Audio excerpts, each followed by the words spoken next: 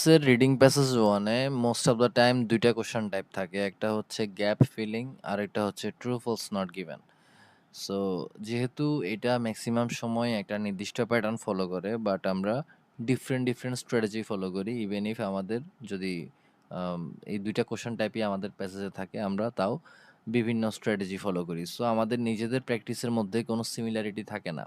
So এই passage আমি choose করার রিজন হচ্ছে, এখানে প্রথমে 1 থেকে 7-এর আনসার না দিয়ে ওরা ট্রু ফলস নট গিভেন অর্থাৎ 8 থেকে 13-এর আনসার আগে দিছে। শুধু আগে না, একেবারে শুরুতেই হচ্ছে 8-এর আনসার। আমরা একটু পরে বিস্তারিত জানবো। বাট এই ইউনিক প্যাসেজগুলো যখন আমাদের মেন এক্সামে আসবে, তখন আমরা ওই কনফিউজড হয়ে যাব, আমরা ফ্রাস্ট্রেটেড ফিল করব। কেন? কারণ আমি তো হচ্ছে আগে 1 থেকে 7 সলভ করে আসি বাসায়। তো আমি 1 থেকে 7 এখানে খুঁজবো, বাট আমি আলটিমেটলি হয়তো বা এখানে 7-এর আনসার পাবো। তো এতক্ষণ আমি পড়ছি, আমার টাইম ওয়েস্ট হচ্ছে। সো আমার জন্য যে স্ট্র্যাটেজিটা সবচেয়ে কাজের, ট্রাস্ট মি, এটা অনেক টাইম সেভিং। সো এটা হচ্ছে, আমি আগে কিওয়ার্ড দাগাবো। কি কিওয়ার্ড দাগাবো আমি? এই যে যেহেতু আমার most of the time true false not given এবং গ্যাপ ফিলিং আসে, আমি বলছিলাম। এবং এখানে আরেকটা বিষয় যেটা নোট করে রাখেন, আপনারা অনেকেই জানেন যারা আমার কমিউনিটিতে অলরেডি অ্যাড আছেন, যে লিসেনিংয়ে আমাদের 20 মার্ক হচ্ছে গ্যাপ ফিলিং থাকে, এবং ট্রু ফলস সরি রিডিংয়ে হচ্ছে আমাদের প্রায়, এই যে এই প্যাসেজ যেটা ক্যামব্রিজের, আমার বইটা নাম্বারটা এখন মনে নাই, বাট এটার মধ্যে 17 মার্কের মতো হচ্ছে গ্যাপ ফিলিং। সো আমি যখন এই রিডিংয়ে 17টা বা 15টা ধরি অন অ্যাভারেজ, দেন হচ্ছে লিসেনিংয়ে 20 মার্ক, 35 মার্ক গ্যাপ ফিলিং যেহেতু আমার আসতেছে, আমি যদি এই রুলসগুলা, যে অর্থাৎ আমি একটা প্যাড রুলের আমার ক্লাসে শেয়ার করছিলাম, পেজে আছে ওইটা, প্লাস হচ্ছে আমরা নিচ থেকে যখন একটু গ্যাপ ফিলিং এর দিয়ে একটু বেশি রিসার্চ করব, এফোর্ট দিব, দেন আমরা প্রেডিক্ট করতে পারবো আসলে এখানে আনসার কি বসবে। আমরা ওই যে মানে অনেক সময় হয় না যে আনসার বসানোর পরে আমরা ভুলে যাই, মানে কনফিউজড থাকি যে আসলে এটা কারেক্ট হয়েছে নাকি। সো আমাদের এটা কমে আসবে। সো গ্যাপ ফিলিংয়ে আমরা যখন ভালো মতো ইফোর্ট দিব, দেন বাকিগুলো আস্তে আস্তে আমাদের জন্য ইজি হয়ে যাবে, কারণ তখন আমাদের টাস্ক কমে আসবে। আমরা জানবো এখন আমাদেরকে বেশি করে কোনটা প্র্যাকটিস করতে হবে। সো আমার প্রথম কাজ হচ্ছে প্রথমে 4টা কিওয়ার্ড হাইলাইট করে নেওয়া। এখানে আমার থেকে মনে হচ্ছে কিওয়ার্ড হচ্ছে দি ইউএসএ, এখানে হচ্ছে নিউ ইয়র্ক সিটি। আমি কেন জর্জিয়া ও কিফে এটাকে কেন হাইলাইট করতেছি না, কারণ এখানে প্যাসেজের নামই হচ্ছে এই ব্যক্তির নামে। সো উনি একজন মহিলা, ওনার নামে, এবং ওনার নাম এই প্যাসেজে কাউন্টলেস বার এখানে মেনশন করা হয়েছে। সো আমি আসলে ডিস্ট্র্যাক্ট হয়ে যাব যদি আমি ওনাকে কিওয়ার্ড হিসেবে ধরি। সো ওনাকে আমি কিওয়ার্ড ধরবো না, যদি এখানে নাই, বাট এই যে এখানে আছে, আমি ধরবো না। আমি এই যে ট্রু ফলস নট গিভেন থেকে 7 ডিকেটস এটাকে ধরতেছি, এবং এটা আমি শুরুতেই দেখাইলাম 7 ডিকেটস আনসার হিসেবে। কেমন? এরপর আমি এই যে ওনাকে না ধরে আমি ধরবো হচ্ছে হাইলাইট কিওয়ার্ড হিসেবে হাই স্কুল, এটাকে ধরা যায়। দেন হচ্ছে আমার কাজ শেষ, 4টা কিওয়ার্ড দাগানো শেষ। কেন 4টা? কারণ সাপোজ এখানে যদি নট গিভেন থাকতো 8 নাম্বারটা, তাহলে 7 ডিকেটসের কথাই হয়তো বা এখানে বলতো না। তাহলে আমি তো কনফিউজড হয়ে যেতাম, কি রে 8 পাচ্ছি না, 9 পাইলে কি, মানে বিষয়টা আমি যদি 9 না দাগাইতাম। বাট এখন যেহেতু আমি 9 দাগাইছি, আমি সরি 8ও দাগাইছি, আমি 8-এর সাথে যেহেতু 9 দাগাইছি, 8 না পাইলেও আমি 9 পেলে বুঝবো যে হ্যাঁ, 8 যেহেতু পাই নাই, 9 ওইটা মেবি নট গিভেন। আবার আরেকটা কারণে আমি 4টা দাগাবো। কেন? সাপোজ আমি 8 পাই নাই, আমি 9 আগে পাইছি। আমি ধরে নিলাম 9 এর আনসার হচ্ছে এখানে, ফর এক্সাম্পল। সো যেহেতু true false not given serial maintain করে, ভালো করে বুঝেন, যেহেতু সিরিয়াল মেইনটেইন করে, 9 এর আনসার যদি এখানে থাকে, 8 এর আনসার অবশ্যই এখানের মধ্যে থাকবে। খুব এক্সেপশন থাকে যখন সিরিয়াল মেইনটেইন করে না 1টা 2টা কোশ্চেনের জন্য, but most of the time 9 এর আনসার যদি এতটুকুর মধ্যে থাকে, 8 এর আনসার থাকবে এটার উপরে, এটার নিচে না। সো দেন আমি 8 এর আনসার খুঁজবো এতটুকুর মধ্যে, কজ আমি তো 9 এর আনসার পাই গেছি, এবং এটা সিরিয়াল মেইনটেইন করে। 10 এর আনসার থাকবে নিচে, 8 এর আনসার থাকবে উপরে। সেম গ্যাপ ফিলিং এর জন্য আমি যদি ইউএসএ নাও পাই, আমি যদি new York city for example এখানে পাই গেছি, আমি বুঝতেছি 1 এর আনসার হচ্ছে এটার উপরে। সো এইজন্য এখানের 2টা কিওয়ার্ড এবং এখানে 2টা কিওয়ার্ড দাগাবো। আরেকটা ইম্পর্টেন্ট বিষয়, সেটা হচ্ছে আমরা প্যাসেজ পড়ার সময় এই যে 4টা কিওয়ার্ড যে আমরা দাগাচ্ছি, বা আমরা বোঝার জন্য সাপোজ এখানে ক্রিয়েটেড ড্রয়িংস দাগাইলাম, স্টাডিড আর্ট দাগাইলাম, এই যে এবং অবশ্যই গ্যাপ ফিলিং এর এই যে উপরে যে হেডিংসটা এটা আমরা দেখে নিব। সো এতগুলা বিষয় যে আমরা দাগাচ্ছি এগুলা আমরা মনে রাখাটা। আমি কিন্তু পুরা কোয়েশ্চেন পড়ি নাই। এখানেও পুরা কোয়েশ্চেন পড়ি নাই। শুধুমাত্র এই কিওয়ার্ড গুলা যখন আমি প্যাসেজ পড়বো তখন আমার মানে এটা মনে রাখা যে ইউএসএ, নিউ ইয়র্ক সিটি, দেন হচ্ছে হাই স্কুল, 7 ডিকেটস যেখানেই পাবো আমি একটা পজ নিব। কেন পজ নিব? আমি দেন ওই সেন্টেন্সগুলা আশেপাশের সেন্টেন্সগুলা ভালো মতো পড়বো ইনক্লুডিং কোশ্চেনস। যে কোশ্চেন থাকবে বা কোশ্চেনগুলা ওগুলো আমি ভালো মতো পড়বো। দেন আমার টাইমটা সেভ হবে। সো এই যে পড়ার সময় কিওয়ার্ডগুলা মাথায় রাখা, খোঁজা, এগুলা দেখলে পজ হওয়া, এই যে হাই স্কুল দেখে পজ হইলাম, দেন হচ্ছে নিউ ইয়র্ক সিটি দেখে পজ হওয়াটা, এটার প্র্যাকটিসটা, এটার স্কিলটা আমাদেরকে ডেভেলপ করতে হবে। সো রিডিংয়ের মোটামুটি ২ টা বিষয় এতক্ষণ পর্যন্ত ক্লিয়ার। একটা হচ্ছে true false not given serial maintain করে গ্যাপ ফিলিং এর মতোই। আর যেগুলা সিরিয়াল মেইনটেইন করে না সেটা নিয়ে আমি সেকেন্ড ক্লাসে বলব, যদি সুযোগ হয়। সো আর সেকেন্ড বিষয়টা হচ্ছে যে এই এই স্কিলটা আমাদেরকে ডেভেলপ করতে হবে কিওয়ার্ডের। যে আমরা এটা খুঁজতেছি এটা মনে রাখাটা। তো আচ্ছা আমি 7 ডিগেটস পাইলাম। আমি টাইম বাঁচানোর জন্য, যেহেতু এটা আমি আগের সলভ করা, সো এটা আসলে কোনো ম্যাজিক্যাল কোনো বিষয় না যে এখানে আনসার এখানে। এই বিষয়টা এমন না। আমি এটা সলভ করছি এবং এটা আপনাদের দেখানো গুরুত্বপূর্ণ মনে হইছে। এটা আসলে একটা টাইম সেভিং মেথড। সো এখন আমি ভালোমতো কোয়েশ্চেনটা পড়ব। যেহেতু 7 ডিগেটস এখানেও ম্যাচ করতেছে, এখানেও ম্যাচ করতেছে। বড়জোর এটাকে প্যারাফ্রেজ হিসেবে 7 কে নাম্বারে 7 লিখতো। সো আমি জানি এই কিওয়ার্ডগুলো আসলে চেঞ্জ হবে না। হাই স্কুলকে ওরা বড়জোর ওই যে প্রাইমারি স্কুলে যেরকম এলিমেন্টারি স্কুল বলে, সো এমন হয়তো কিছু একটা বলতো, but most of the time same থাকে। বা আফটার প্রাইমারি স্কুল হয়তো বা ওইভাবেও প্যারাফ্রেজ করতে পারতো।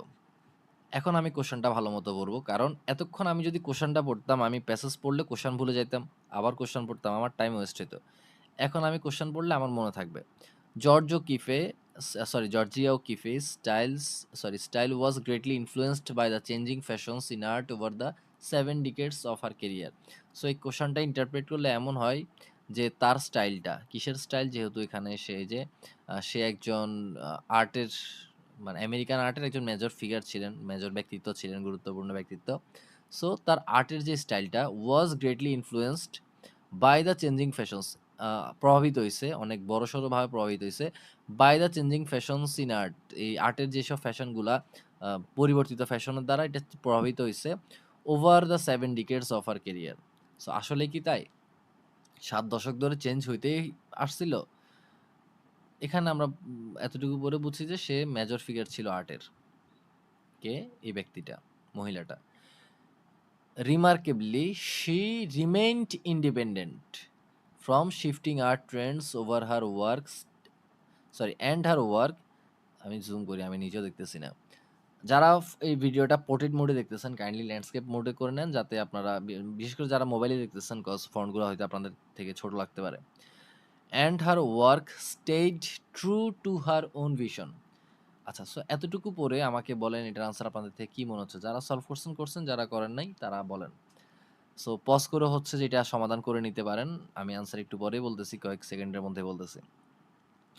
সো ধরে নিলাম আপনারা এটা দেখছেন যে এটা ট্রু ফলস আপনারা আনসার করছেন। আমাকে কমেন্টেও জানাইতে পারেন, হোয়াটএভার, যাই হোক। সো এখানে হচ্ছে শি রিমেইনড ইন্ডিপেন্ডেন্ট। এতটুকুর অর্থ হচ্ছে সে স্বাধীন ছিল। কিসের থেকে স্বাধীন ছিল বা কিভাবে স্বাধীন ছিল?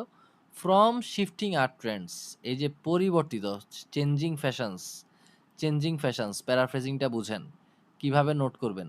এই যে changing fashions is equal to এই যে শিফটিং আর্ট ট্রেন্ডস, কেমন? এই যে changing fashions in art. So এগুলো আমরা নোট করব। সো এটা থেকে সে স্বাধীন ছিল, নট এটার দ্বারা প্রভাবিত।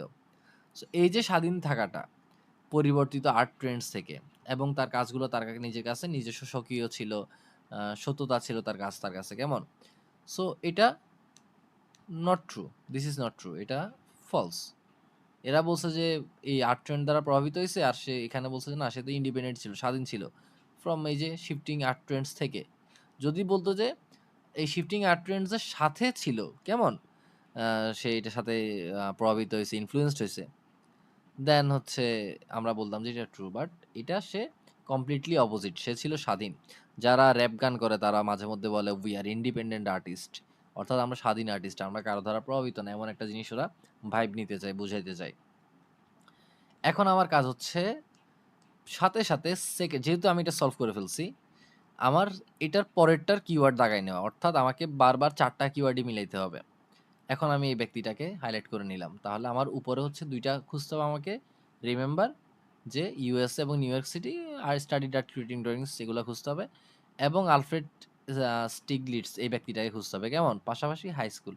এই ৪ টা। এই বিষয়টা যতক্ষণ আমরা কনসেপ্টটা ভালোমতো মানে বুঝতে পারবো যে প্রতিবারই ৪ টা কিওয়ার্ড। যদি আমি এখন এইটা সলভ করে ফেলি, এটার কিওয়ার্ড আমি দাগায় নিবো। New York sorry new York না যেহেতু এখানে নিউ ইয়র্ক একবার দাগাইছি। এই যে সিটিজ পেইন্টিং বিকাম ফেমাস হাবিজাবি কিছু একটা দাগাই ফেলবো। আর সবচেয়ে ভালো হয় যদি এখানে সাল থাকে, কোনো একজন ব্যক্তির নাম থাকে, কেমন? মানে কোন ব্যক্তি? এই ব্যক্তি না আবার। অন্য কোনো ব্যক্তির যদি নাম থাকে দেন হচ্ছে মানে এই যে সিটির নাম থাকে নিউ মেক্সিকো, এগুলো আমরা এক্সাক্টলি পেয়ে যাবো। সো এই কিওয়ার্ডগুলো থাকলে আমরা বুঝবো যে আনসারটা এক্সাক্টলি আসলে কোথায় হইতে পারে। সো মেইন কথা হচ্ছে আমাকে ৪ টা কিওয়ার্ড দাগায় নিতে হবে। আচ্ছা। দেন হচ্ছে আমার কাজ হচ্ছে এগুলা খোঁজা। শি হ্যাড ডিটারমাইন্ড সরি আমি তো এখান থেকে এখন হচ্ছে এখানে ফিনিশড আবার হচ্ছে তার কথা হাই স্কুল। আচ্ছা এটা তো আমরা দাগাইছি সরি। হাই স্কুলে কি বলছে? এখন আমি আবার ভালোমতো এটা পড়বো। হাই স্কুল সে শেষ করার পরে আফটার ফিনিশিং হাই স্কুল যদিও বলছে এখানে অন্যভাবে আমি আমার মতো বলতেছি। She had already made her mind up. সে অলরেডি ডিসিশন নিয়ে ফেলছে about the career that she wanted. সে যে কেরিয়ারে মুভ করতে চায়। By the time she graduated প্যারাফ্রেজটা দেখেন by the time she graduated অর্থাৎ when she finished high school. So প্যারাফ্রেজিংটা আমরা এভাবেই শিখব। সো এখানে সালটা বলছে she had determined she had already made her mind up প্যারাফ্রেজটা কেমন? সে ডিসিশন নিয়ে ফেলছে সে ডিটারমাইন্ড যে to make her way as an artist. So এখানে টু মেক হার ওয়ে এটা মানে বোঝাচ্ছে about the career that she wanted এমন একটা বিষয় বোঝাচ্ছে যে সে আর্টিস্ট হইতে চাইতেছে এটাই তার কেরিয়ার বোঝাচ্ছে। এটার এক্সাক্ট প্যারাফ্রেজ আপনি হচ্ছে যে মানে মিনিংটা সেম বোঝাচ্ছে। সো এটা আমরা নোট করে রাখবো যে টু মেক হার ওয়ে মানে হচ্ছে যে বিকামিং অ্যান আর্টিস্ট অথবা টু মেক হিজ কেরিয়ার এমন কিছু একটা মেকার কেরিয়ার এমন একটা জিনিস বোঝাচ্ছে এক্স্যাক্টলি। মানে আমি পার্শিয়ালি বুঝতেছি যে এটার মিনিং হচ্ছে ওইটাকেই রেফার করতেছে। সো এটা ট্রু আমাদের সাথে মিলতেছে। এখন আমার কাজ কি? পরের আরেকটা কিওয়ার্ড দাগায় ফেলা। ওয়ার্ক ফর মেনি ইয়ার্স আমার থেকে মনে হচ্ছে এটা পুরোটাই কিওয়ার্ড। আমি জাস্ট দাগাচ্ছি। পুরোটা পড়বো যখন আমি এই ব্যক্তিটাকে খুঁজে পাবো, এখানে এই ব্যক্তিটাকে খুঁজে পাবো, ফর মেনি ইয়ার্স খুঁজে পাবো, তখন আমি প্রশ্ন বুঝার ট্রাই করবো। এখন আমার প্রশ্ন বুঝে লাভ নাই। সো আমার এই যে এখানে সে যে হাই স্কুল শেষ করছে, স্টাডিড আর্ট, সে আর্ট পড়ছে কেমন? এরপরে তো সে এই যে ক্যারিয়ারটা চুজ করছে বা হচ্ছে যখন সে ইয়ে করছে দেন হচ্ছে সে আর্টিস্ট হওয়ার জন্য চুজ করছে। সো এখন আমি একের আনসার পাবো। Studied art then worked as a something someone সে একজন যে কোনো একটা বিষয় নিয়ে কাজ করা শুরু করছে in various places in the USA. এখানে একটা মজার বিষয় জানার আছে আমরা একটু পরে জানবো। আগে আনসারটা দেখি। After attending university and then training college she became an art teacher. আচ্ছা সে একজন আর্ট টিচার হইছে। আচ্ছা এই প্যাসেজটা আমার আগের সলভ করা সো আমি ম্যাজিক্যালি কোনো আনসার খুঁজতেছি না। আপনাদেরকে জাস্ট কিভাবে আনসার করবেন আমি সেটা দেখা দিচ্ছি। সো সে একজন টিচার হইছে and thought in elementary schools. এতটুকু পরে আমি বুঝতেছি এটার আনসার হচ্ছে টিচার। আপনারাও বুঝবেন আমার থেকে আর ভালো বুঝবেন ইনশাল্লাহ।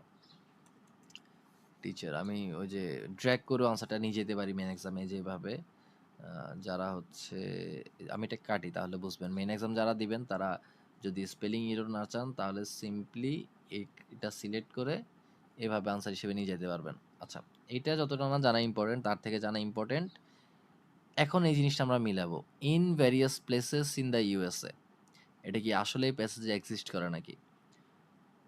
আনসার তো আমি টিচার দিয়ে দিলাম বাট আমার এখন মিলানো লাগবে না।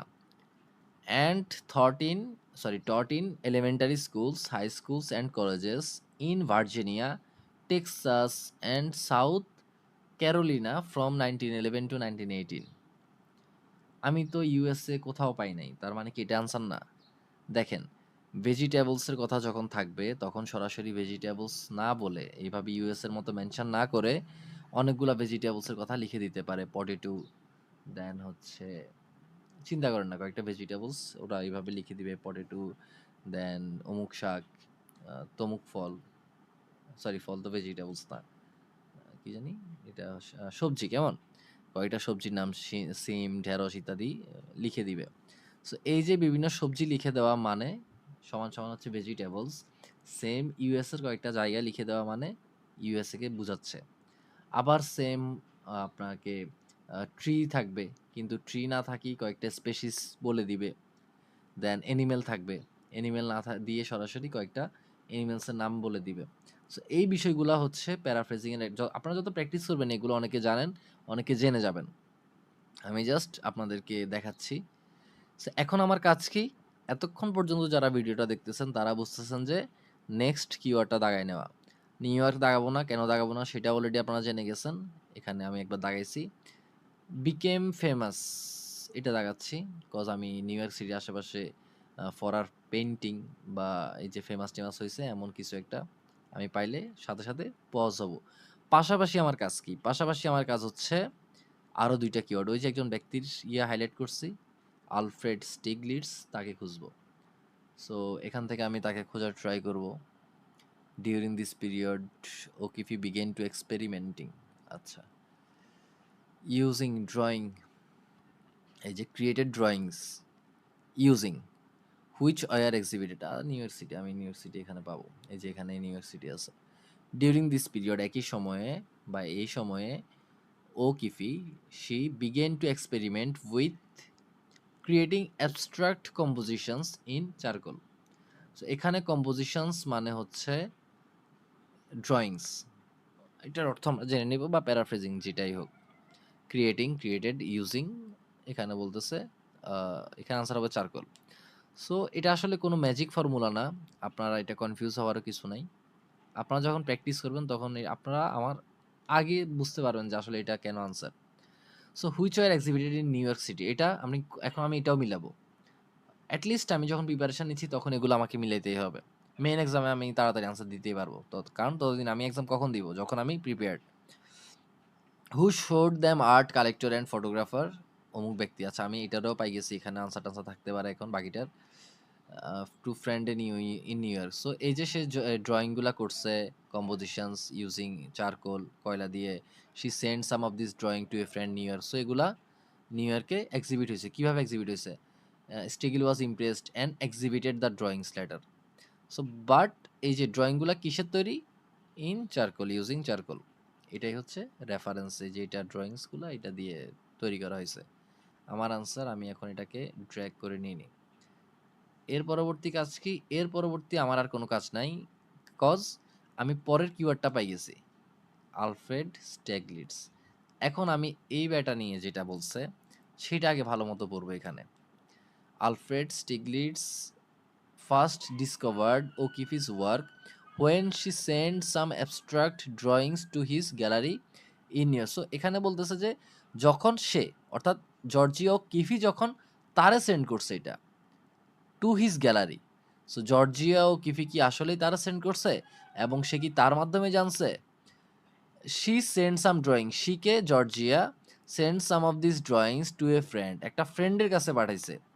হু শোড দ্যাম, যে ফ্রেন্ডটা এটা শো করছে কাকে? টু আর্ট কালেক্টর এবং photographer Alfred Stieglitz in January 1916। So সে আগে তার ফ্রেন্ডে পাঠাইছে, তার ফ্রেন্ড পাঠাইছে আলফ্রেডরে, এবং সে এটারে ইমপ্রেসড হয়ে তার এই আর্ট গ্যালারিতে শো করছে, অর্থাৎ এটা ফলস। এখন আমার কাজ কি? এখন হচ্ছে স্ট্যাগলিটস নিয়ে যদি আমি আরো কিছু পাই এটা সলভ করব। এই যে স্ট্যাগলিটস নিয়ে কেমন এটা সলভ, আমি আর সলভ করতেছি না, কজ আমি যদি এভাবে সলভ করি এখানে এটা অনেক লং ভিডিও হয়ে যাবে। বাট এখন আশা করি বুঝতেছেন যে এখন আমি আরেকটা কিওয়ার্ড দাগায় নিব। এই যে এটা কি, এই যে এটা একটা সুন্দর কিওয়ার্ড, একটা নাম, কেমন? সো এখানে হচ্ছে আমার দুইটা কিওয়ার্ড আমি খুঁজতেছি, আবার সেম এখানে আমি আরেকটা কিওয়ার্ড দাগায় নিব। এটা আমি আমার সুবিধা মতো, আপনাদের বাড়ির কাজ। যারা এই ক্যামব্রিজটা কত, মানে এই বইটা কত টেস্ট এটা জানতে চান আমাকে কমেন্টে জানাবেন, এখন আমার ঠিক মনে নাই এটা। এছাড়াও অনেকে আমাকে বিশেষ করে আমার কমিউনিটিতে যারা আছেন তারা ফ্রিকোয়েন্টলি আমাকে একটা কোশ্চেন করেন যে রিডিং পড়ে মিনিংটা আসলে কিভাবে বুঝবো। সো তার জন্য আমি কয়েকটা বিষয় আসলে বলতে যাচ্ছি। তার আগে আমার পেজটা দেখেন, আমার পেজটা হচ্ছে আ এটা ফেসবুক পেজ। যারা জানেন না যে আসলে আ আমি কে? আমি হচ্ছি শাহরিয়ার ইমন। আমার পেজের নাম হচ্ছে আইটি চাইল্ড টেলস। আর আমার ওভারঅল স্কোর হচ্ছে 7.5। আমি নিজে প্রিপারেশন নিছিলাম। আমার কমিউনিটি হচ্ছে টেলিগ্রাম যেটা, এটাতে আপনারা এই যে এখানে সব পেয়ে যাবেন। লিঙ্ক দেওয়া আছে। যদি আপনারা জয়েন হতে চান আমার চ্যাট গ্রুপ টেলিগ্রামে, আমাকে হচ্ছে কমেন্টে জানাবেন। লিঙ্ক দিয়ে দিব। আচ্ছা, এখন রিডিং পড়ে আসলে বোঝার জন্য আমাদেরকে কি করতে হবে? ফার্স্ট অফ অল প্রয়োজনে আপনারা নোট করে রাখেন। অ্যাডজেক্টিভ ক্লজ, অ্যাডভার্ব ক্লজ, দেন প্রিপোজিশনাল ফ্রেজ হাবিজাবি যাই আছে, এই ক্লজগুলো থেকে অ্যাডজেক্টিভ অ্যাডভার্ব ক্লজ বিশেষ করে এই দুইটা ক্লজ থেকে আমরা যখন রিডিউস করে ফ্রেজ করি, বা যারা ওই বড় বড় রাইটাররা আসলে এই যে এই কি জানি এটা প্যাসেজগুলো যারা লিখেন, তারা তো হচ্ছে নেটিভ রাইটার, অনেক ভালো রাইটার। সো তারা এই লেখাগুলোকে অনেক রিডিউসড করে করে ফেলে। এতে হয় কি, আমরা আসলে রেফারেন্স ক্লজগুলা পাই না, যে কাকে রেফার করছে, কি লিখছে, আমরা রিডিং বুঝি না। তো এটা নিয়ে আসলে বিস্তারিত ভিডিও দেওয়া আমার পসিবল না, বাট আমি চাচ্ছি যে আপনাদেরকে, যেহেতু আছে এটা পড়ছি আমরা, নেক্সট একটা প্যাসেজ, এই যে প্যাসেজ 2টা একটু পড়ি, যে আসলে রিডিং পড়তে হলে কি করতে হবে বা বোঝার জন্য। All around the world nations are already preparing for, আচ্ছা আমি এইটার প্রথমত প্যাসেজের নাম আমি পড়বো, adapting to the effects of climate change. So কীভাবে আমরা এটার সাথে অ্যাডাপ্ট করতে পারবো, মানে এক্সাক্ট বাংলা মিনিংগুলো আমার আসলে মনে পড়তেছে না। অ্যাডাপ্টিং মানে হচ্ছে মানায় নেওয়া, ধরুন ক্লাইমেট চেঞ্জ, এই যে আমাদের পরিবেশটা চেঞ্জ হচ্ছে, কি জানি ক্লাইমেটের অর্থ আমার এখন মনে পড়তেছে না, সারাদিন কিন্তু এগুলো নিয়ে ঘাটাঘাটি করি, ক্লাইমেট কত লিখছি, বাট আমার এখন মনে নাই। যাই হোক, মানে পরিবেশ, অ্যাটমসফিয়ার, ইনভায়রনমেন্ট, এগুলাই বোঝাচ্ছে। অল অ্যারাউন্ড দ্য ওয়ার্ল্ড, সারা পৃথিবীতে, nations are already preparing for and adapting to climate change and its impacts. তো যারা ব্রিলিয়ান্ট তারা অলরেডি এটার মিনিং বুঝে গেছেন। তো আমি এটা কিভাবে পড়বো? প্যারালাল স্ট্রাকচার আশা করি অনেকে পরিচিত এটার সাথে। আমার রাইটিং ক্লাসে এটা আমি আলোচনা করছিলাম, পেজে দেওয়া আছে। যারা প্যারালাল স্ট্রাকচার কি জানেন না, আমি লিঙ্ক দিয়ে দিব, দেখিয়েন, কমেন্টে লিঙ্ক থাকবে। এবং গ্যাপ ফিলিং এর লিঙ্কটাও কমেন্টে দিয়ে দিব, যাতে আপনারা যারা দেখেন নাই তারা দেখতে পারেন। Nations are already preparing for climate change and its impacts, ভালো মতো দেখেন। Nations are already preparing for climate change and its impacts. Nations are already, nations are already, এখন আমি কি বলবো, nations are already adapting to climate change and its impacts, অথবা আমি এভাবে পড়বো, all around the world nations are already preparing for climate change and its impacts, and all around the world nations are already adapting to climate change and its impacts। তো আমি আসলে এভাবে প্রতিবার পড়বো না, বাট আমার মনের মধ্যে যখন আমি এভাবে কানেক্ট করবো যে nations are already preparing for climate change and adapting to climate change and its, মানে আমি আমার মতো করে এভাবে করে যখন টেনে টেনে পড়বো, আমার জন্য ইজি হয়ে যাবে। আরেকটা স্ট্রাকচার, আচ্ছা আমি আরেকটা স্ট্রাকচার দেখানোর আগে আরও মানে কয়েকটা সেন্টেন্স পড়ি। Even if we stopped all CO2 emissions tomorrow we would continue to see the impact, আচ্ছা যদি আমরা CO2 ইমিশনগুলো, কার্বন ডাইঅক্সাইড আমরা না রিলিজ করি, we would continue to see the impact of the CO2 already released since industrial times. এতক্ষণ পর্যন্ত আমি কোনো হার্ড কোনো ভোকাবুলারি ফেস করি নাই। তো আমরা কিন্তু তাও এটার ইম্প্যাক্ট দেখতে থাকবো, যেটা মানে এই যে কার্বন যেগুলো রিলিজড হয়েছে সিন্স ইন্ডাস্ট্রিয়াল টাইমস, অর্থাৎ ওই যে শিল্প কারখানার যুগে যেগুলো আমরা রিলিজ করছি কলকারখানার মাধ্যমে। এখানে একটা সুন্দর স্ট্রাকচার, উইথ প্লাস আইএনজি, উইথের পরে যদি কোনো ভার্ব, এই যে কমার পরে উইথ দিয়ে যদি কোনো সেন্টেন্স শুরু হয়, এটা রাইটিং টাস্ক ওয়ানের জন্য অনেক বেশি ইম্পর্টেন্ট। উইথ সামথিং ফোরকাস্টিং মানে আইএনজি যুক্ত ওয়ার্ড হবে, অথবা ইমিডিয়েটলি যদি উইথের পরে ভার্ব থাকে, with increasing, with forecasting, what ever, যে ভার্ব থাকবে সেটা আইএনজি যুক্ত ভার্ব হবে, যেটাই থাকবে সেটা আইএনজি যুক্ত। এটা রাইটিং টাস্ক ওয়ানের স্ট্রাকচার। সো এটা রিডিংয়ের জন্য আপনাকে হেল্প করবে। উইথ সায়েন্টিস্টস ফোরকাস্টিং, এই যে এরা ফোরকাস্ট করতেছে দ্যাট গ্লোবাল ওয়ার্মিং উড, একটা ফিউচারের কথা বলতেছে। সো যারা ট্রেন্ড লিখবেন রাইটিং টাস্ক ওয়ানে, তারা ফিউচার যখন থাকবে, অর্থাৎ টাইম লাইনটা যদি 2026 থেকে সরে গিয়ে ফিউচারের দিকে 2030, 40, 50 নিয়ে কথা বলবে, তখন এই সেন্টেন্স স্ট্রাকচারটা অনায়াসে কপি পেস্ট করে দিবেন। যদিও এটা থাকবে না, একটু চেঞ্জ করবেন, বাট মিনিং থাকবে সেম। যদি এমন হয় আরকি যে এই জিনিসটা কন্টিনিউ করে, যেই ট্রেন্ডটা থাকবে গাড়ি ইউজ করাটা উইথ সাপোজ উইথ আম ধরুন ওই যে with the using of car forecasting কেমন continue to growing about 10 million to 20, এমন করে লিখবেন 20 মিলিয়ন কেমন। ইন দ্য মিন টাইম আচ্ছা, এটা বাড়তে থাকবে, এটা তো বুঝছেন। ফিউচারে বাড়তে থাকবে ৪০ বছরে। আগামী ৪০ বছর আমরা এটা দেখতে থাকবো যদি আজকেও আমরা carbon dioxide release stop করে দেই। ইন দ্য মিনটাইম এই সময়ে ice caps would continue to melt and sea levels rise. আমি এখনো কোনো ভোকাবুলারি, স্ট্রং ভোকাবুলারি পাই নাই। আইস ক্যাপস মানে আমি ধারণা করতেছি ওই যে আইসের যে টুকরাগুলা, বরফের টুকরাগুলা সেগুলাও কিন্তু কন্টিনিউ গলতে থাকবে এবং সি লেভেল রাইজ হবে, পানির উচ্চতা বাড়তে থাকবে। যদি আমরা CO2 ইমিশন আজকেই অফ করি তাও। Some countries and regions will suffer more extreme impacts from this changes than others. This changes মানে কি? এই যে এগুলার কারণে। কেমন? সো এই যে সি লেভেল রাইজ করবে, বরফ গলবে, এটা জন্য কিছু কান্ট্রি, সাম কান্ট্রিজ আরকি এটা সাফার করবে। সো এই যে দিস চেঞ্জেস দ্বারা যে এগুলা বুঝাচ্ছে, এটাকে কানেক্ট করতে পারাটাই আপনার রিডিংটাকে সহজ করে দিবে। Not knowing the advance vocabularies. এই কনসেপ্টটা আমাদেরকে আসলে রিডিংটাকে একটু ভোগায় যে ভোকাবুলারি না জানার কারণে আমরা আসলে রিডিং বুঝতেছি না। বাট আমরা যে প্রিভিয়াস রেফারেন্স এখানে দিস চেঞ্জেস দিয়ে কি বুঝাইছে, এটার সময় নিয়ে আমরা আসলে কেউ ফাইন্ড আউট করি না।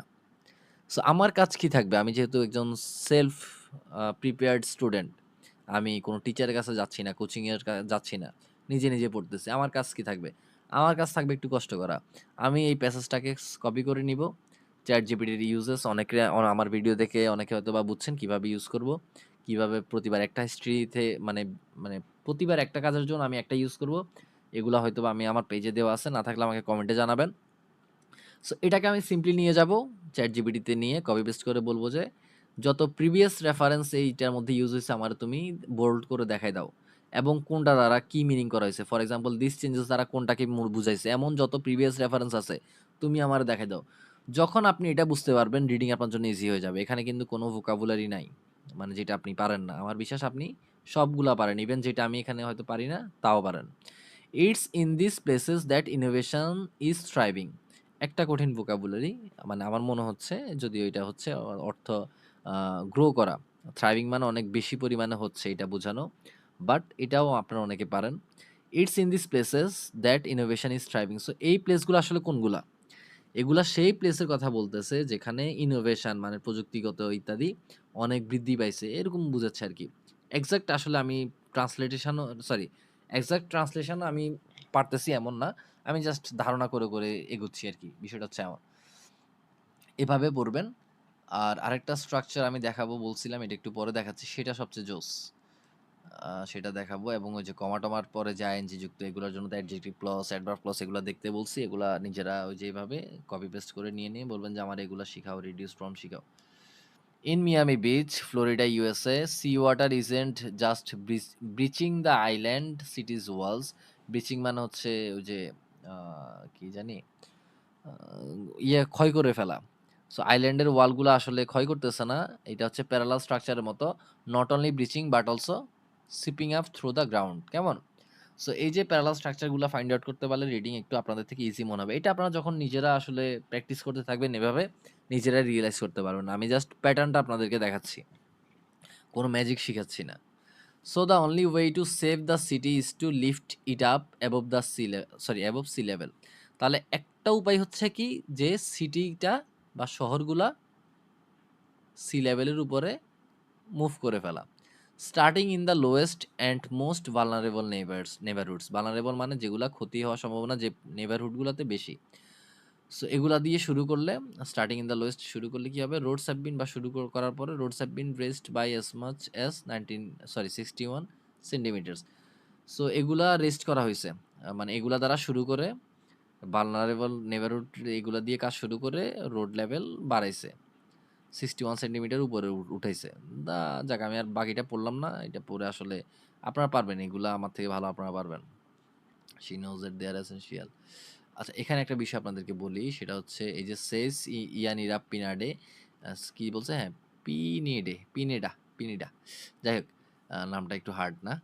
তো এতটুকুর মধ্যে আমি পড়ি নাই, বাট সে এতটুকু বলছে। কি বলছে? আচ্ছা, এতটুকু বলি যে ক্লাইমেট মিটিগেশন স্ট্র্যাটেজিস। যারা আমার হাইফেনেশন ক্লাসটা দেখছেন তারা কিন্তু বুঝতেছেন যে এখানে হাইফেনেশন দিয়ে ক্লাইমেট মিটিগেশন দিয়ে কি বুঝাইছে। দেখেন একটার সাথে একটা কানেক্টেড। সো আমি যেগুলো আপনাদের জন্য ইম্পর্টেন্ট সেগুলো দেওয়ারই ট্রাই করতেছি। ক্লাইমেট মিটিগেশন মানে এখানে একটা অ্যাডজেক্টিভ বোঝাচ্ছে যে এই যে পরিবেশ দূষণটাকে রোধ করার জন্য যে স্ট্র্যাটেজিস গুলা সেগুলা হ্যাভ অফেন বিন ওভারলুকড, সেগুলাকে গ্রাহ্য করা হয় নাই, অ্যাভয়েড করা হয়েছে, এই ব্যক্তিটা বলছে। এবং এই ব্যক্তি কি বলছে? শি নোজ, সে জানে, that they are essential and the job is far from over. এতটুকু কি বলছে আমি বুঝি নাই। ফার ফ্রম ওভার মানে কি আমি সেটা বুঝি নাই, এটা আমি শিখবো। এটাকে আমি ChatGPT-তে নিয়ে বলব যে পুরোটা, যে এখানে ফার ফ্রম ওভার দ্বারা আসলে কি বুঝাইছে? Job is far from over দিয়ে কি কঠিন বুঝাইছে না কি বুঝাইছে আসলে আমি বুঝতেছি না, এটা আমি শিখবো। এই রিডিং আমি এভাবেই শিখবো। সো এখানে দে আর দ্বারা কি বুঝাইছে? কি এসেনশিয়াল? এই যে স্ট্র্যাটেজিস গুলা এসেনশিয়াল। কেমন? তো এভাবে আসলে রিডিং গুলা পড়তে হবে।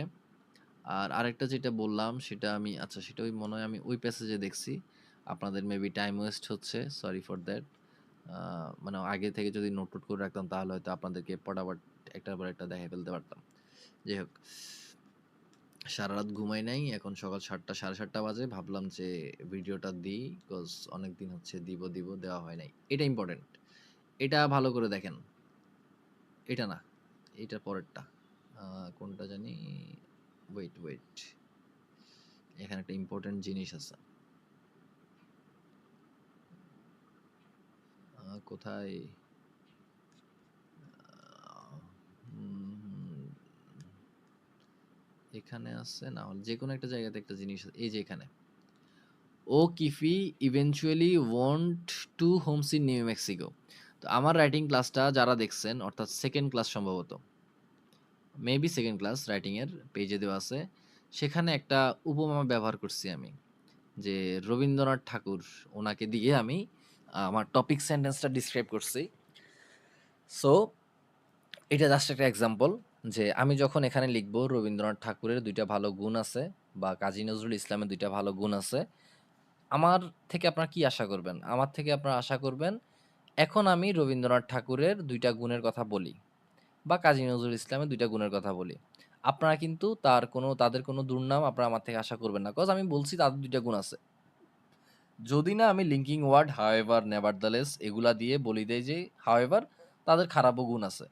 তাহলে আমার থেকে আপনারা কি আশা করতেছেন? তাদের ভালো এবং খারাপ গুণ ২ টাই আশা করতেছেন, বা খারাপ গুণ যেটা পরে মেনশন করছি সেটা আশা করতেছেন। সো এই জিনিসটা হচ্ছে রাইটিং এর টপিক সেন্টেন্স। যে আমি এখন যা বলছি আমি অবশ্যই সেটার কথা বলব। যদি আমি সেটার কথা না বলি আমার কোহেরেন্স মেইনটেইন হবে না। ইভেনচুয়ালি আমার টাস্ক রেসপন্সে আমি মারা খাবো। আচ্ছা যাই হোক। সো এখন যেহেতু আমি এটা পড়ছি যে O'Keeffe eventually own to homes in New Mexico. So আমি বুঝতেছি এখানে তার ২ টা বাসার কথা অবশ্যই বলবে, বাড়ির কথা বলবে। এবং আমি রাইটিং এর জন্য সেম মেইন বডি প্যারাগ্রাফ 1 এ যা লিখবো, এক্সামিনার কিন্তু আমার থেকে তা আশা করবে যে পরের লাইনগুলা কি হবে। অর্থাৎ আপনার টপিক সেন্টেন্স বলে দিবে আপনার পরের লাইন কি হবে। এক্সামিনার যদি সেগুলা না পায় আপনার নাম্বার কমায় দিবে। কারণ আপনি শুরুতে যা বলছেন সেটাই আপনার আনসার হইতে হবে পরবর্তী টপিক সেন্টেন্স। এটা মেইন বডি প্যারাগ্রাফের কনসেপ্ট। আশা করি আমার রাইটিং এর ক্লাসগুলো দেখলে কিছুটা হয়তোবা ক্লিয়ার হবেন ইনশাআল্লাহ। সো দ্য ফার্স্ট, আচ্ছা আমাদের ডিসকাশন তো রাইটিং নিয়ে না, আমাদের ডিসকাশন হচ্ছে রিডিং প্যাসেজ বোঝা নিয়ে। দ্য ফার্স্ট ওয়াজ, আমি এটা না পড়ে ওয়াজে চলে গেছি। The first was nestled beneath 200 metres cliffs. So মাঝখানটা কেন পড়ি নাই, দরকার নেই, আমি পরে পড়বো। While the second was in the small town of Abiquiu, আমি এটা বললাম Dhaka. While the second was in the small town of Dhaka. তাহলে আমি প্রথমটা পড়লাম কি, প্রথমটা হচ্ছে একটা কিছুর নিচে আছে 200 কিলোমিটার জায়গার আশেপাশে বা নিচে টিচে আছে বলছে। আরেকটা হচ্ছে ঢাকার একটা স্মল টাউনে আছে। এখানে নেসেলড মানে সম্ভবত সিচুয়েটেড বুঝাচ্ছে। ক্লিফ মানে আমি আসলে জানি না। সো ক্লিফ মানে মেবি পাহাড়ে চূড়া বা এমন কিছু বুঝাবে, কি জানে। সো একটা হচ্ছে এখানে অবস্থিত, কিছু একটা নিচে, বিনি যেহেতু বলছে পাহাড়ের নিচে টিচে অবস্থিত। আর আরেকটা হচ্ছে আপনার এই ঢাকার একটা স্মল টাউন অবস্থিত। যদিও অ্যাবিকিউ আমি জাস্ট বোঝার সুবিধার জন্য বলতেছি। মাঝখানেগুলো কেন পড়ি নাই? মাঝখানেগুলো হচ্ছে এক্সট্রা ইনফরমেশন। আমি যদি নাও পড়ি আমার সেন্টেন্সের মিনিং কিন্তু সেম থাকবে। বাট মাঝখানেগুলো আমি পড়বো। আমাকে জানতে হবে যে ২ টা যে এখানে আছে, কেন আছে? Her summer retreat at Ghost Ranch. এই যে সামার রিট্রিট মানে বোঝাচ্ছে সে যে ওই যে একজন আর্টিস্টদের তো অনেক হাওয়া ভবন থাকে, হাওয়া ইয়ে করার জন্য, সরি হাওয়া চেঞ্জ করার জন্য যে বলে না, হাওয়া বদলের জন্য থাকে। সো সেম হাওয়া বদলের জন্য সে সামারে এখানে যাচ্ছে। সেকেন্ডটা while the second used as her winter residence, এখানে সে শীতকালে থাকে। হয়তোবা এই জায়গাটা অনেক বেশি উষ্ণ, এই জন্য সে শীতকালে এখানে থাকে। এই জায়গাটা একটু শীতল, এই জন্য সামারে সে এখানে থাকে, বা এখানে বাতাস আছে, হোয়াট এভার। এখন আমি বাকিটা পড়বো, সেটা আমি আমার পরের রিজনে পড়বো, বাট আমি মেইন জিনিসটা পাই গেছি যে এখানে তার বাসা নিয়ে কথা বলতেছে। এটা শেষ। পরেরটা আমি কিভাবে পড়বো? While both locals provided a wealth imagery of her paintings, a wealth imagery মানে এখানে a wealth of মানে বোঝাচ্ছে a great deal of, not সম্পদ। wealth মানে এখানে ধন সম্পদ কিছুই বোঝাচ্ছে না। যদি আমরা এটা না জানি wealth এর অর্থ এখানে কি, তাহলে আমরা এটার মেইন মিনিংটা বুঝতে আমাদের হ্যাসেল হবে। সো আমাদেরকে এগুলা সার্চ করে করে কিভাবে, আমি পুরো প্যাসেজ দিয়ে বলবো যে এখানে কঠিন মানে হার্ড ভোকাবুলারি গুলো তুমি আমার ফাইন্ড আউট করে দাও, সিনোনিম ফাইন্ড আউট করে দাও, দেন স্ট্রাকচার ফাইন্ড আউট করে দাও, প্রিভিয়াস রেফারেন্স। আমার যেটা জানার প্রয়োজন হবে, আমি যদি ভোকাবুলারিতে, আপনাদের মধ্যে অনেকেই আছেন ভোকাবুলারি সবগুলা পারেন, তাদের ভোকাবুলারি শিখতে হবে না, তাদের স্ট্রাকচার শিখতে হবে। যারা স্ট্রাকচার পারেন তাদের স্ট্রাকচার শিখতে হবে না, তাদেরকে অ্যাডভান্স গ্রামার শিখেন। এভাবেই হচ্ছে আপনারা রিডিং এর ইমপ্রুভমেন্ট করতে পারবেন ইনশাল্লাহ। পরের লাইন পড়ি। সেখানে বলতেছে যে হোয়াইল বোথ, আচ্ছা এটা তো বললাম যে গ্রেট ডিল অফ সে ইমাজিনারি পাইছে, সোর্স পাইছে যে কিভাবে সে আর্ট করবে, থিম পাইছে। One feature of the Abiquiu house was, এই যে আমি মাঝখানে একটা পড়লাম না, one feature of the Abiquiu house was particularly inspirational. একটা ফিচার এই ঘরের, এভিকিউ হাউস কোনটা, এই যে সেকেন্ডটা, এটা ছিল ভালো। কেমন? সো আমি যদি এখন এখানে কোশ্চেন সেকেন্ড হাউস নিয়ে পাই, আমি সরাসরি এভিকিউ হাউসে চলে আসতে পারবো। ওয়াজ পার্টিকুলারলি ইন্সপিরেশনাল, অনুপ্রেরণাদায়ক ছিল। কোন ফিচারটা যদি এখন আমার জানতে হয়, আমি মাঝখানের এক্সট্রা ইনফরমেশনটা পড়বো। The large world patio with its black door. So আমি প্যাটির অর্থ জানি না, আমি সিম্পলি সার্চ করে জেনে নিব যে প্যাটির অর্থ কি। ঘরের সামনে যে খালি জায়গা এটা। উইথ ইটস ব্ল্যাক ডোর, এখানে একটা কালো দরজা আছে, ওইটাও অনেক জোস, কেমন, particularly inspirational. In more than 30 pictures between এত থেকে এত, she reinvented that patio into an abstract arrangement of geometric shape. So সে কিছু একটা করছে, হোয়াট এভার। মোটামুটি আমি এভাবে হচ্ছে রিডিং পড়বো। কেমন? আমি আপনাদেরকে স্ট্রাকচার দেখাচ্ছি, এখানে কোনো স্ট্রাকচার নাই, ওই জন্য এটা আমি স্কিপ করছি। ওই যে মানে স্কিপ করে করে পড়ার যেটা, এটা হচ্ছে একটা। আরেকটা কোনটা? আরেকটা হচ্ছে কমার পরে আইএনজি। তো এতক্ষণ আমি এগুলা দেখতেছি, বাট ওই স্ট্রাকচারটা আমার চোখে পড়ে নাই। মেবি এখানে রাইটার অনেক ভালো, যেহেতু ওই জন্য হয়তো বা ওই স্ট্রাকচার ফলো করে নাই, এবং আমারও নোট করা নাই এই মুহূর্তে, না হলে আমি দেখাইতাম। কমার পরে আইএনজি থাকলে, কমার পরে ইডিযুক্ত ভার্ব থাকলে, কেমন, আমরা স্ট্রাকচারগুলো বুঝবো যে এগুলো একটা রিডিউসড ফর্ম। কিভাবে আসছে, হয়তো অ্যাডজেক্টিভ ক্লজ থেকে ফ্রেজ হয়েছে, অ্যাডভার্ব ক্লজ থেকে ফ্রেজ হয়েছে। সো এই সিক্রেটটা, বা সিক্রেট বলেন, বা এটাকে আপনারা যেই বলেন, স্ট্র্যাটেজি বলেন, এগুলা যখন আপনারা নিজেদের লাইফে ইউটিলাইজ করতে পারবেন প্র্যাকটিসের সময়, আপনাদের রিডিং স্কোর অনেক বেশি ভালো আসা শুরু করবে। আপনারা বুঝতে পারবেন আসলে রিডিং পড়ে, তখন মজা পাবেন। সো এটাই হচ্ছে আজকে আপনাদেরকে মানে দেওয়ার যদি কিছু থাকে, এটাই। সো যদি এমন কন্টেন্ট আরও পেতে চান, ইনশাল্লাহ আমার পেজে যুক্ত থাকেন এবং আমার কমিউনিটিতে অ্যাড হইতে পারেন, টেলিগ্রাম কমিউনিটিতে। সো আজকের জন্য বাই, আসসালামু আলাইকুম।